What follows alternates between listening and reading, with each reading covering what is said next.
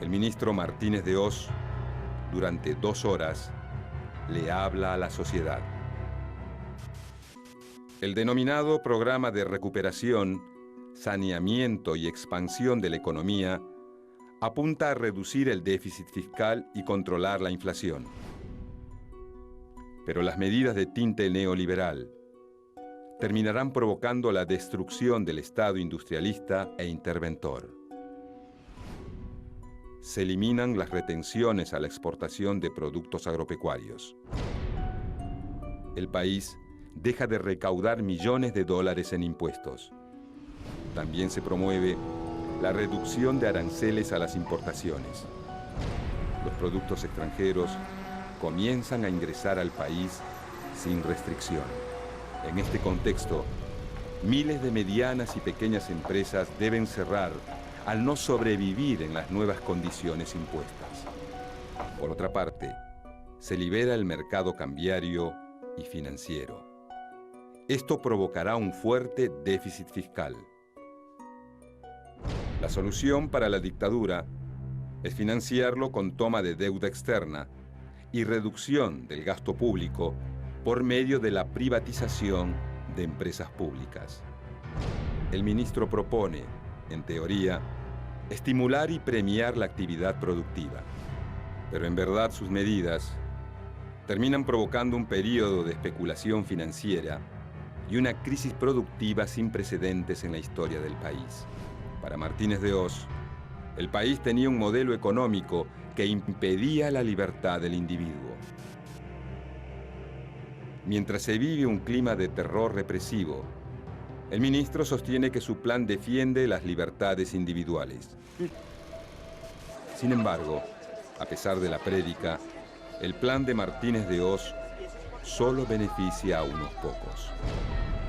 Una de las principales metas del plan es acabar con la inflación. No más emisión monetaria por parte del Estado es la respuesta a este problema. Para conseguir recursos, se toman préstamos de organismos de crédito internacionales y de bancos extranjeros. El resultado es un brutal crecimiento de la deuda externa. Mientras tanto, el Estado se endeuda y el ingreso de los trabajadores disminuye. El gobierno de facto busca congelar los salarios. Para eso, suspende las negociaciones paritarias entre los sindicatos y los empresarios. De ahora en más, los aumentos serán establecidos por el Estado. De esta manera, los trabajadores son los principales perjudicados por la inflación. Sus ingresos están congelados, mientras que los precios siguen aumentando. El plan de la dictadura es bien visto por economistas relacionados con el mundo de las finanzas. Aunque la principal meta del programa económico es detener la inflación, una de las principales decisiones es eliminar los controles de precios. Así, el mercado se encargará de fijar el valor de los productos sin intervención del Estado. Entonces, los artículos de primera necesidad aumentan. En consecuencia, los trabajadores sienten una fuerte pérdida de su poder adquisitivo y aumenta la ganancia del sector empresarial. Pero además, la dictadura decide aumentar los precios de los servicios públicos. El ministro de Economía justifica esta suba en una adecuación de las tarifas al mercado internacional. Pero el hecho de que se congelen los salarios significa costos bajos para empresas que ya gozan de ingresos altos.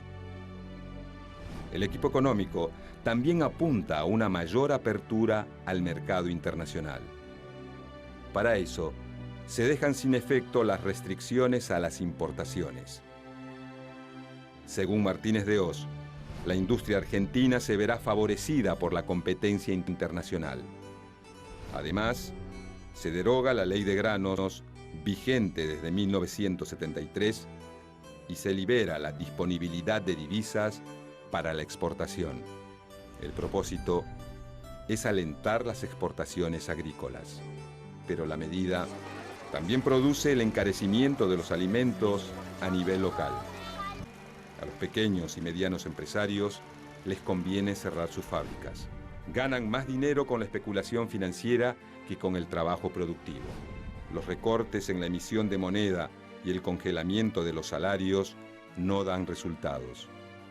Mientras muchos ganan con la especulación, el desempleo aumenta, la inflación no da tregua y corroe el poder adquisitivo de los asalariados. En 1983, en medio de una grave crisis económica, se abre una esperanza. Se produce el ansiado regreso de la democracia. Raúl Alfonsín asume el poder y se enfrenta a un desafío: desarmar el modelo económico instaurado por los militares.